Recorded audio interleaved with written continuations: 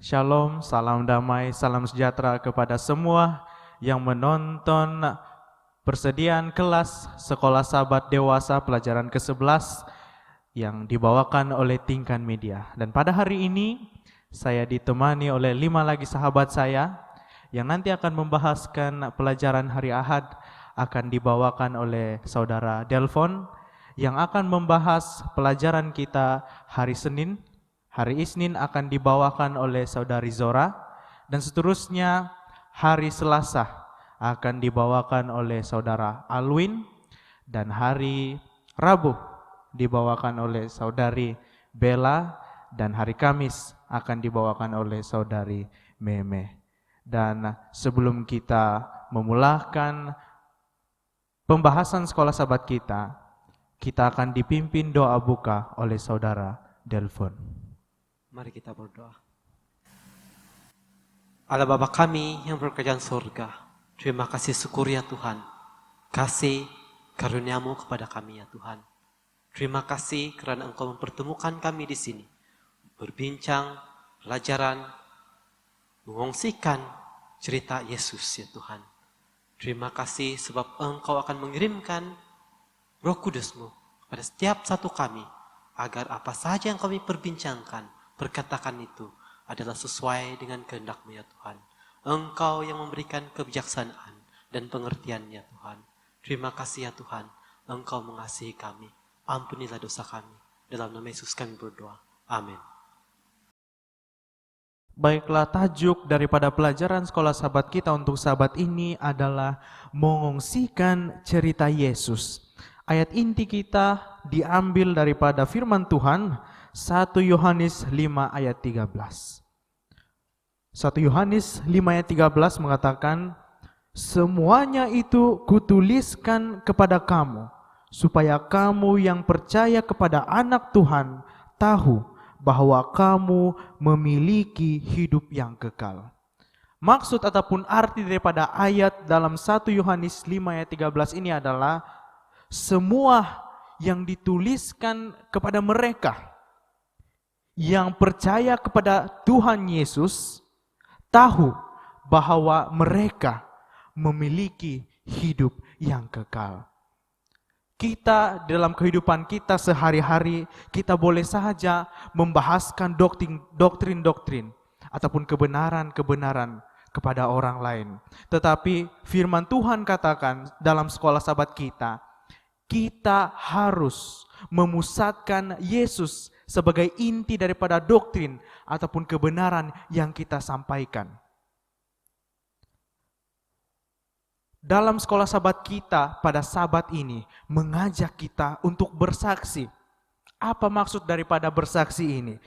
Bersaksi itu bermaksud kita mengizinkan orang lain mengetahui makna Yesus bagi kita dan apa yang telah dilakukan olehnya, yang telah mengubah kehidupan kita sehingga kita hidup dalam kasih karunia. Inilah yang kita harus ceritakan kepada orang.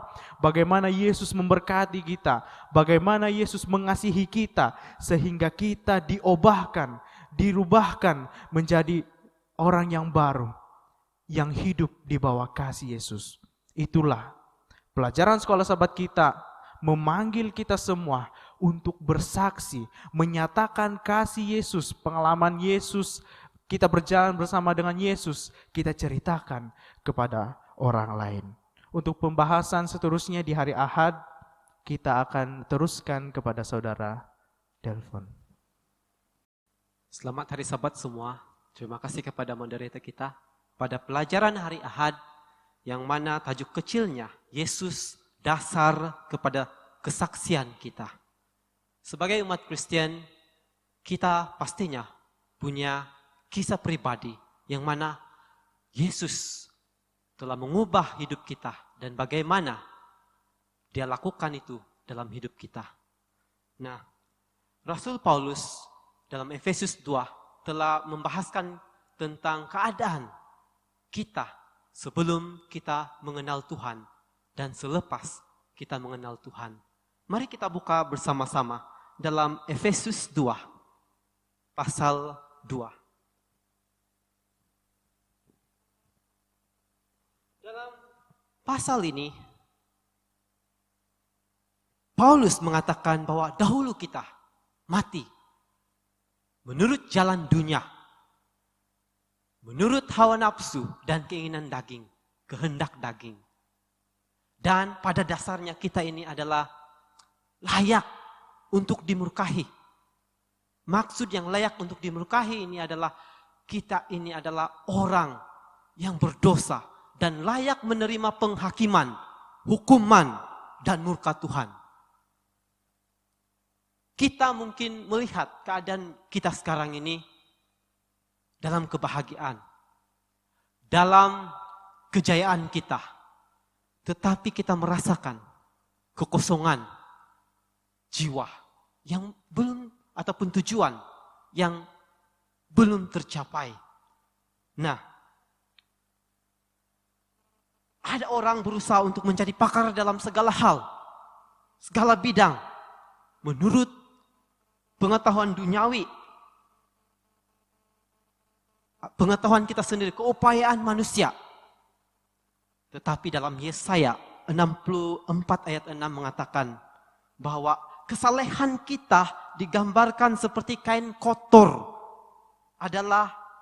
Digambarkan seperti kain kotor. Kesalehan kita itu digambarkan seperti kain kotor. Alasannya mengapa kebenaran kita digambarkan seperti kain kotor adalah karena ia berasal dari hati yang tercemar dosa. Nah, tanpa Kristus kita kehilangan harapan dan berada di bawah takluk sifat dosa-dosa kita. Dalam kata yang lebih senang, sebelum kita mengenal Yesus, hidup kita berkeliaran tanpa tujuan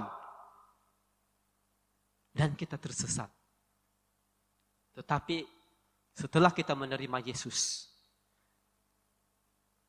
segalanya berubah. Ketika kita datang dan menerimanya, mengalami kasih-Nya, segalanya telah berubah. Ayat yang seterusnya dalam Efesus 2 ayat 4 dan seterusnya, Paulus membincangkan tentang rencana keselamatan dengan mengatakan bahwa Tuhan yang kaya dengan rahmat telah menghidupkan kita bersama-sama dengan Kristus. Dan membangkitkan kita juga dan memberikan tempat bersama-sama dengan Dia di surga. Supaya pada masa akan datang, Dia menunjukkan kasih karunia yang melimpah. Dia telah menyelamatkan kita dengan kasih karunia-Nya, melalui iman yang dikurniakan kepada kita. Bukan karena perbuatan kita yang benar, bukan karena penurutan hukum Taurat, semuanya adalah karena kasih karunia-Nya. Kita menuruti hukum 10 karena kasih karunia-Nya. Kita menuruti hukum 10 karena kita mengasihinya. Kita jatuh cinta kepadanya oleh sebab kasih karunia yang begitu besar. Dalam Yohanes 14 ayat 15, Yesus mengatakan, jika kamu mengasihi aku, kamu akan mematuhi perintah-perintahku. Dia mengampuni, Dia menyelamatkan, Dia membebaskan kita dari cengkaman, kutukan, hukuman, perhambaan dosa. Kita dahulu mati, tetapi sekarang kita diciptakan, dilahirkan semula. Dan kita benar-benar hidup. Karena dalam Yohanes 1 ayat 4 mengatakan dalam hidup, dalam Dia ada hidup. Dan hidup itu adalah terang manusia. Hidup kita mendapat identiti yang baru dalam Kristus. Perjalanan yang baru. Makna yang baru dan tujuan hidup yang baru. Melakukan pekerjaan yang baik. Yang dipersiapkan Tuhan sebelumnya. Untuk apa? Untuk kemuliaan-Nya. Persoalannya, adakah kita sudah cukup mengenal Dia dan kehendaknya. Sehingga kita merasakan lebih lagi limpah kasih karunia-Nya. Berbalik kepada kisah pribadi. Kadang kita segan untuk mengongsikan kisah pribadi kita, kesaksian kita kepada mereka yang kita pikir perjalanan mereka jauh berbeda dengan kita. Kita mungkin menganggap bahwa kesaksian itu kecil saja. Bagaimana mungkin itu mendorong mereka untuk lebih mengenal Yesus ataupun untuk mengenal Yesus? Di sini kita harus ingat, Injil adalah untuk semua.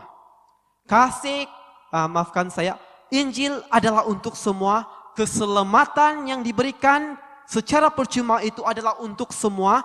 Pengampunan, belas kasihan, dan kasih karunia itu adalah untuk semua.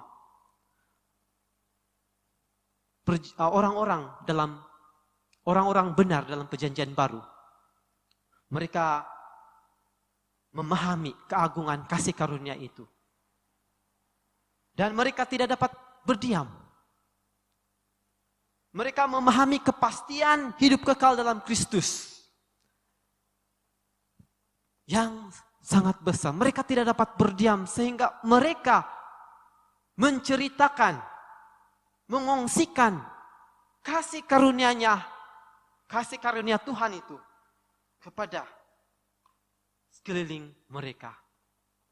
Kita, apabila kita memahami pentingnya tentang kasih karunia ini, sudah tentunya kita juga suka untuk menceritakan tentang kasih karunia-Nya melalui kesaksian kita.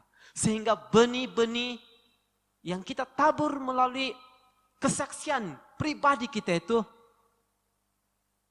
bercambah dan menjadi kekuatan bagi tiap orang yang mau mencari dan mengenali Yesus lebih lagi. Tuhan memberkati. Berbalik kepada moderator kita. Terima kasih kepada Saudara Delphon. Kita sangat bersyukur karena Tuhan Allah kita itu, Yesus, adalah Tuhan yang maha mengasihi. Kita dapat lihat bagaimana perbezaan pada waktu hidup kita sebelum kita mengenal Yesus dan setelah kita mengenal Yesus. Pada waktu sebelum kita mengenal Yesus, hidup kita penuh dengan hawa nafsu, kepelisiran, kita sesat. Dan pada saat kita mulai mengenal Yesus, kita hidup kembali, kita diselamatkan oleh kasih karunia Yesus itu. Kita akan teruskan pembahasan kita di hari Isnin yang akan dibawakan oleh Saudari Zora. Terima kasih kepada moderator kita yaitu R.S. Ben Brian, dan selamat hari Sabat dan juga shalom kepada kita semua pada Sabat ini. Di dalam perbincangan sekolah Sabat kita pada hari Senin yang membawa tajuk kuasa yang mengubah oleh kesaksian pribadi. Dalam pelajaran hari Senin kita akan menjawab dua persoalan, yaitu bagaimana kesaksian pribadi mengubah kehidupan kita dan juga orang lain, dan mengapakah kesaksian pribadi sangat berkuasa untuk merubah kehidupan kita dan juga orang lain. Saya kembali kepada persoalan yang pertama, bagaimana kesaksian pribadi itu boleh mengubah kehidupan kita melalui kasih karunia Tuhan yang merubah kita. Kita boleh nampak ini di dalam kisah Yohanes dan juga Yakobus. Yohanes dan juga Yakobus kadang-kadang dikenal sebagai anak-anak guru, diubah oleh kasih karunia. Kita tidak memanggil seorang sebagai anak guru jika dia mempunyai sikap yang lembut, pasif ataupun yang sangat tenang.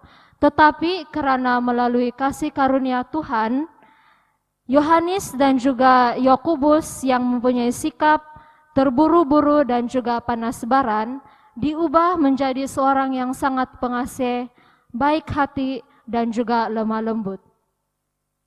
Kita boleh baca lagi di dalam ayat 2 Korintus 5 ayat 14, di mana Rasul Paulus menyatakan, kasih Kristus yang menguasai kami, Di sini kita dapat mengaitkan lagi bagaimana kasih Kristus mendesak kita, mendorong kita, dan menguasai kita untuk menceritakan keselamatan Yesus dan mengubah kehidupan kita dan juga orang lain.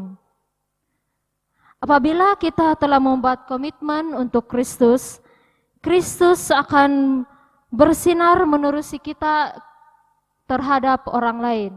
Kesaksian Kristus yang paling berkuasa adalah hidup yang telah diubah, bahwa kasih Kristus mengalir dalam kehidupan kita, dan kita akan menjadi berkat kepada orang lain di sekeliling kita. Disitulah bagaimana berkuasanya dan juga kesaksian pribadi kita dalam mengubah kehidupan kita dan juga orang lain. Kembali kepada moderator. Sesungguhnya kesaksian pribadi kita yang kita saksikan kepada orang lain itu lebih berkuasa berbanding kita mendengar khotbah yang lebih daripada 1 jam. Pada waktu kita menceritakan bagaimana Yesus mengubah kehidupan kita, disitulah kita dapat menceritakan bagaimana kasih Yesus itu menyelamatkan kita kepada orang lain. Terima kasih kepada Saudari Zora yang sudah memberikan penjelasan di pelajaran hari Isnin, dan kita akan lanjutkan pelajaran kita di hari Selasa yang akan dijelaskan atau dibawakan oleh Saudara Alwin. Terima kasih moderator. Kita sambung pelajaran kita di hari Selasa. Di hari Selasa, saudara-saudari, kita akan mempelajari satu lagi tajuk yang mengisahkan bagaimana kesaksian pribadi mampu mengubah hidup seseorang.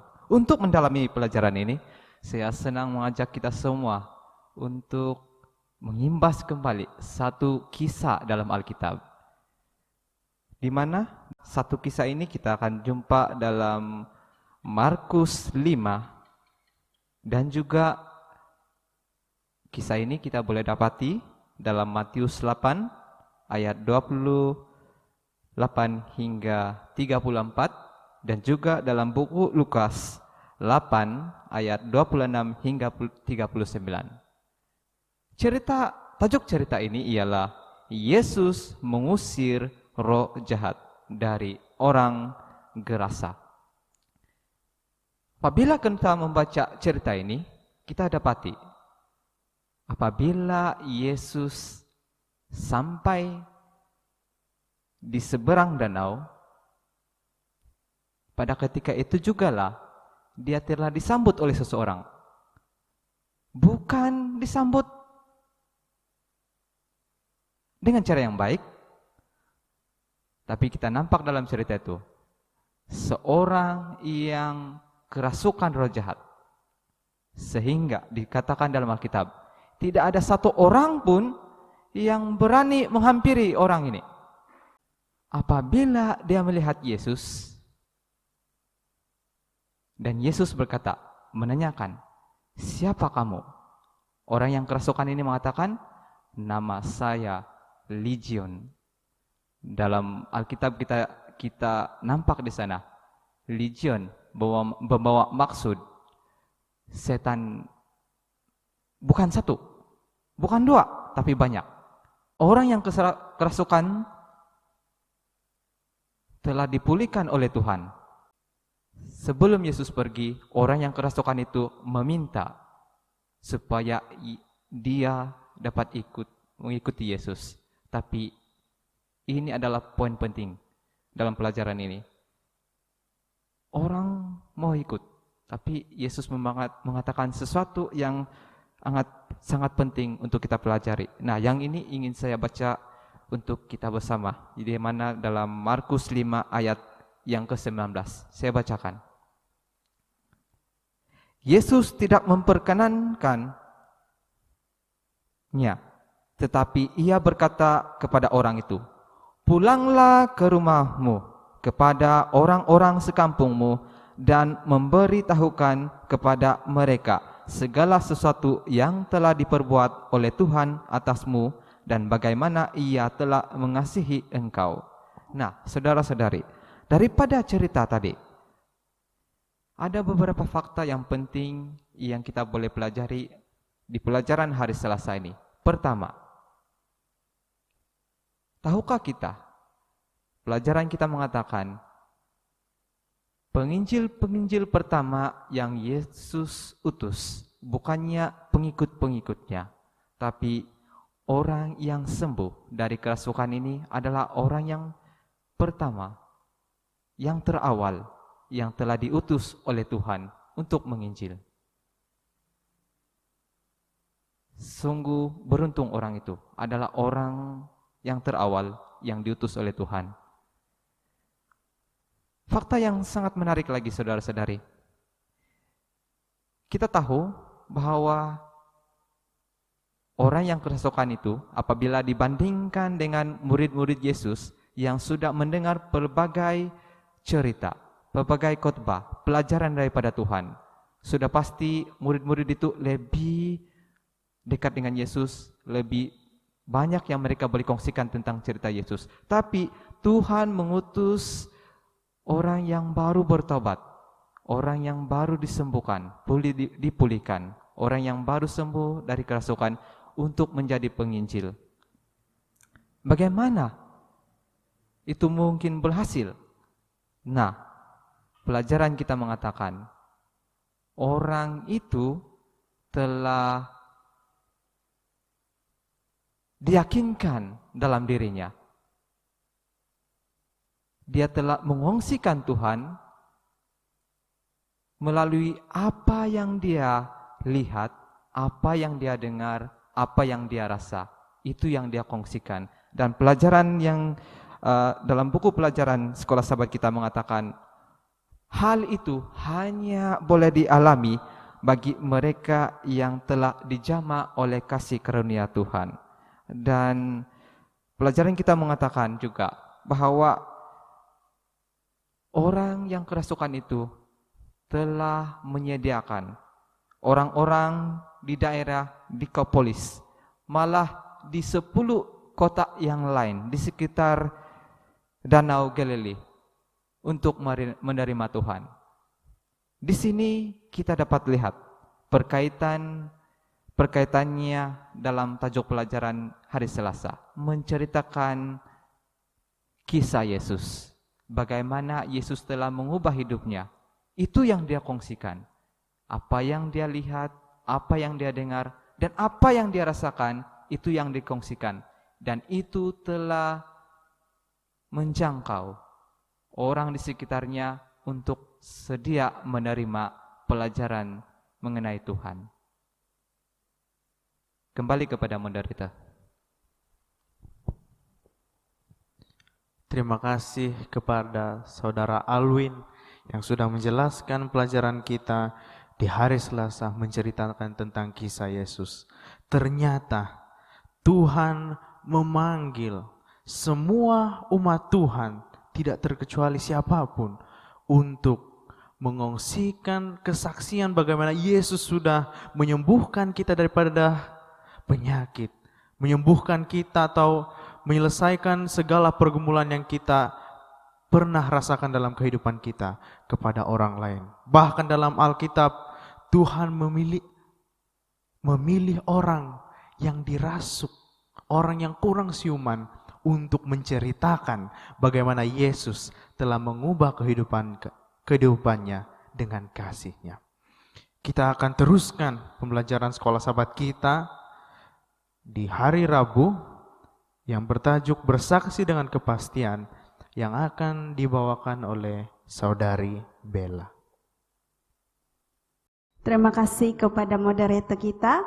Shalom dan selamat hari Sabat buat kita semua dan di mana sahaja Anda berada.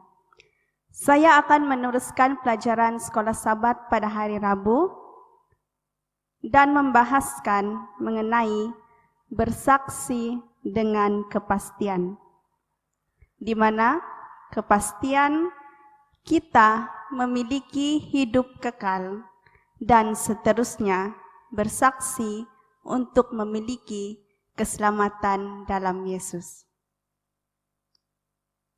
Saudara-saudari, saya ingin membacakan ayat dalam 1 Yohanes 5 ayat 13.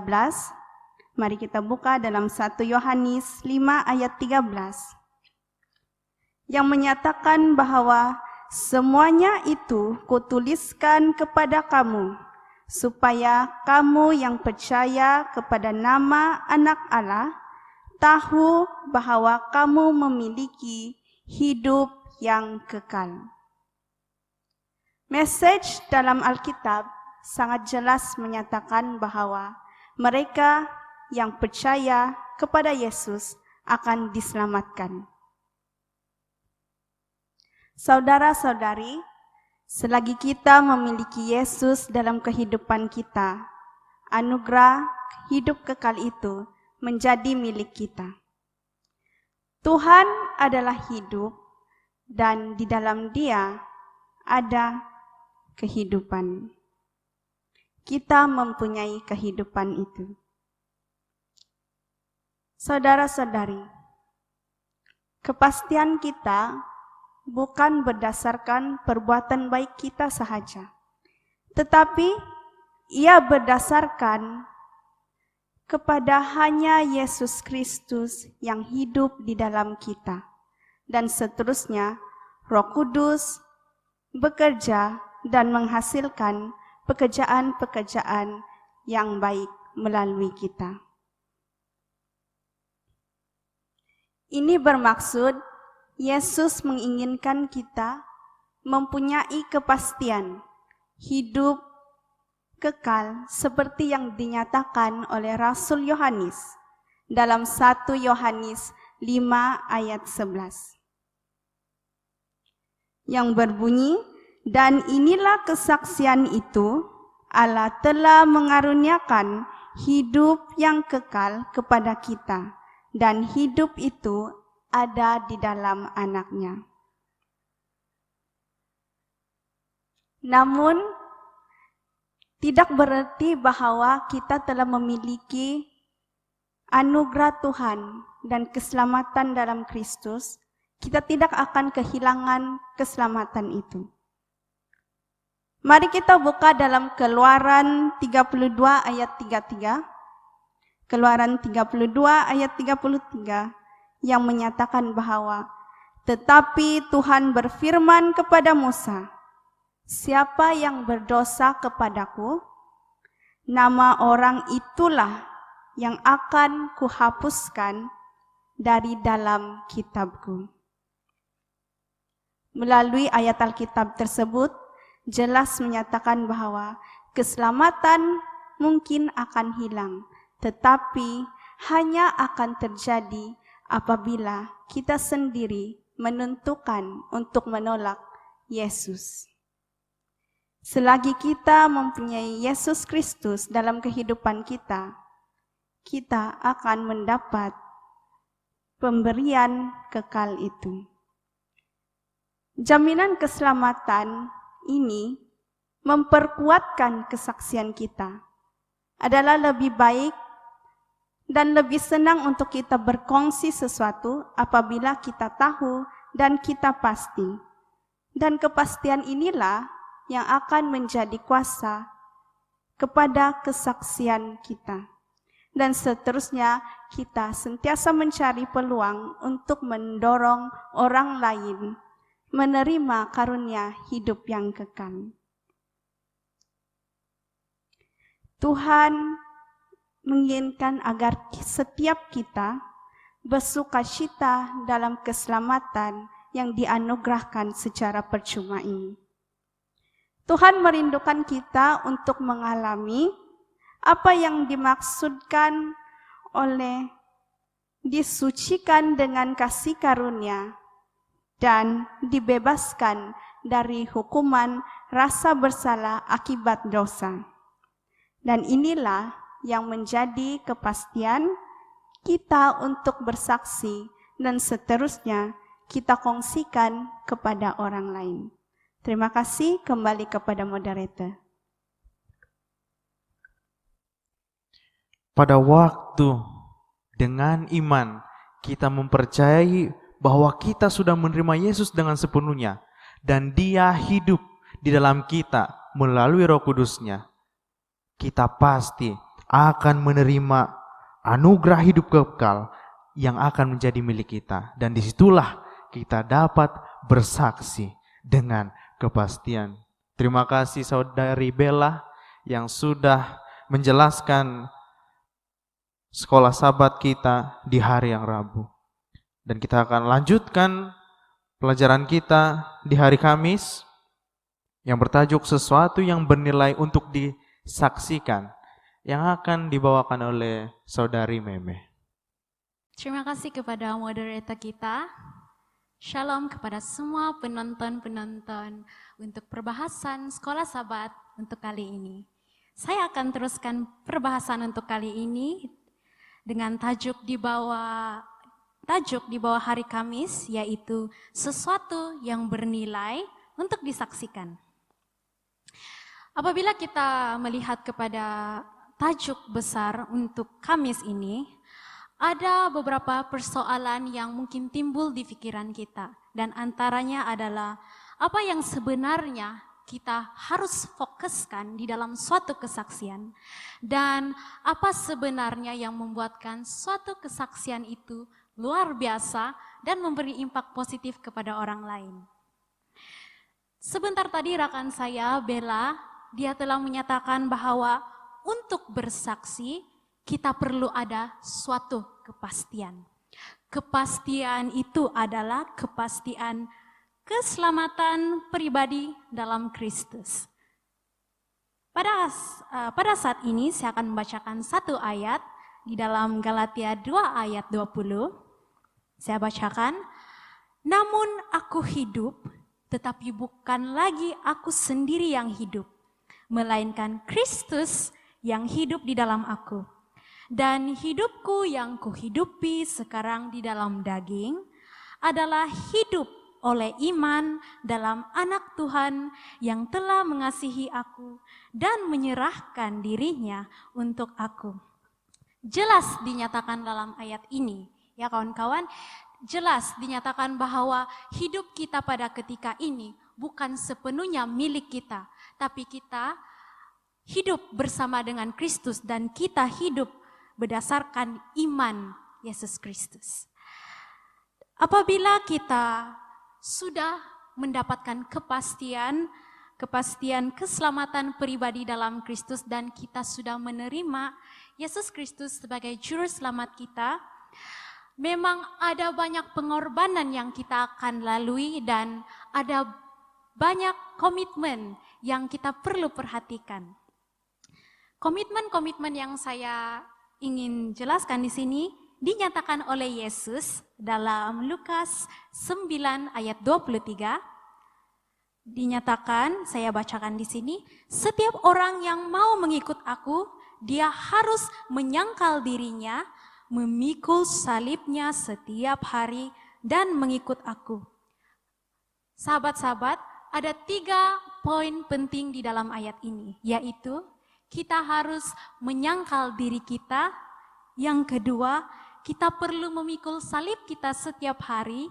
Dan yang ketiga, kita perlu mengikut Yesus. Berbalik kepada persoalan saya tadi. Jadi, apa sebenarnya yang kita perlu fokuskan dalam suatu kesaksian dan apa yang membuatkan satu kesaksian itu luar biasa dan memberi impak positif kepada yang lain? Sebentar tadi ada rekan saya, Delphon, dan rekan-rekan lain menyatakan kita harus menjadikan Yesus sebagai dasar di dalam kesaksian kita. Dan itu memang benar.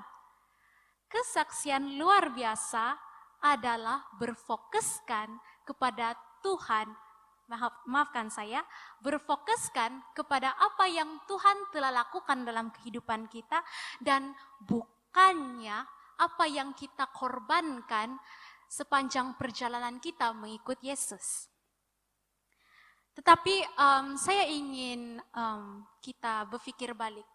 Kalau kita imbas balik cerita-cerita dalam Alkitab atau sejarah kekristenan, ada banyak kisah yang menceritakan tentang mereka yang sanggup untuk mengorbankan diri mereka untuk Tuhan. Nah, itu harus dijelaskan bahwa mereka itu mereka sanggup untuk mengorbankan diri mereka bukan untuk, kalau kita katakan pada zaman sekarang nih istilah dia show off, bukan untuk show off atau pentingkan diri sendiri, tetapi apa yang mendorong mereka untuk mengorbankan diri mereka sepanjang mereka mengikut Kristus adalah karena apa yang telah dilakukan Tuhan untuk mereka. Jadi secara keseluruhannya untuk hari Kamis ini, kita perlu mengetahui bahwa suatu kesaksian yang kita berikan itu haruslah berfokuskan kepada apa yang Tuhan telah lakukan dalam kehidupan kita sehari-hari. Impak daripada apa yang Tuhan lakukan di dalam kehidupan kita itu akan membuahkan perubahan di dalam diri kita. Dan justru perubahan yang berlaku dalam diri kita itu adalah seperti mana yang telah dinyatakan dalam tajuk kita, merupakan sesuatu yang bernilai untuk disaksikan dan sekaligus dapat menjadi berkat kepada orang lain. Itu saja poin untuk hari Kamis. Saya serahkan kembali kepada moderator. Terima kasih kepada Saudari Mehmeh yang sudah menjelaskan kita untuk pelajaran di hari Kamis, sesuatu yang bernilai untuk disaksikan. Sebagai kesimpulan, bagi pelajaran sekolah sahabat kita untuk pekan ini ataupun minggu ini, saya mengajak kita semua untuk membaca suatu kutipan Ellen G. White yang terdapat di dalam buku The Desires of Ages, halaman 347. Dikatakan, pengakuan kita akan kesetiaannya adalah pilihan agensi surga untuk menyatakan Kristus kepada dunia ini. Kita patut menghargai rahmat-Nya sebagaimana yang telah diberitahukan melalui nabi-nabi pada zaman dulu. Tetapi yang paling berkesan adalah kesaksian pengalaman kita sendiri. Kita adalah saksi-saksi bagi Tuhan bila kita memperlihatkan di dalam diri kita suatu kuasa pekerjaan ilahi. Tiap-tiap individu mempunyai suatu kehidupan yang sangat berbeza dengan orang lain dan pengalaman yang berbeza-beza dari mereka. Tuhan menginginkan agar pujian kita diangkat kepadanya ditandai oleh sifat identiti kita sendiri. Penghargaan yang bernilai untuk memuji kemuliaan rahmat-Nya ini apabila disokong oleh kehidupan serupa Kristus mempunyai suatu kuasa yang amat mempersonakan yang bekerja demi keselamatan jiwa-jiwa. Saudara-saudari yang dikasih dalam kasih Yesus Kristus, saya yakin dan percaya setiap hari dalam kehidupan kita ada saja kesaksian yang kita alami bagaimana Yesus telah mengubah kehidupan kita ke kehidupan yang lebih baru melalui kasih karunia Yesus yang menyertai sepanjang kehidupan kita. Dan Tuhan memanggil kita semua yang telah menerima Yesus untuk menyaksikan bagaimana kasih Yesus itu mengubah kehidupan kita kepada orang yang belum mengenal Yesus. Saya mengulangi lagi, kesaksian pribadi bagaimana Yesus telah mengubah kehidupan kita itu jauh lebih berkesan daripada kita hanya mendengarkan khotbah yang lebih daripada 1 jam. Terima kasih kepada semua sahabat saya yang sudah menemani di dalam kelas persediaan sekolah sahabat dewasa pelajaran ke-11. Saya mengucapkan terima kasih kepada Saudara Delphon, Saudari Zora, Saudara Alwin, Saudari Bella, dan Saudari Meme yang sudah memberikan penjelasan di setiap pelajaran mengikut hari. Dan pada saat ini kita akan dipimpin doa tutup yang akan dilayangkan oleh Saudari Meme. Mari kita tunduk kepala dan saya akan pimpin dalam doa. Tuhan Allah Bapa kami yang bertakhta di kerajaan surga, Terpujilah namamu ya Tuhan di bumi juga di syurga. Pada saat ini kami baru saja selesai berbahas tentang sekolah Sabat. Dan terima kasih ya Tuhan karena Engkau telah menyertai kami dalam perbahasan dan semua dapat berjalan dengan lancar sesuai dengan kehendak-Mu. Terima kasih ya Tuhan karena Engkau telah mengajar kami untuk menjadi saksi-saksi-Mu ya Tuhan. Dan biarlah apa yang kami pelajari pada hari ini akan kami dapat aplikasikan dalam kehidupan kami sehari-hari. Terima kasih ya Tuhan karena Engkau begitu baik terhadap kami. Kami ingin panjatkan doa ini ke dalam tangan-Mu. Yesus Juru Selamat kami. Amin.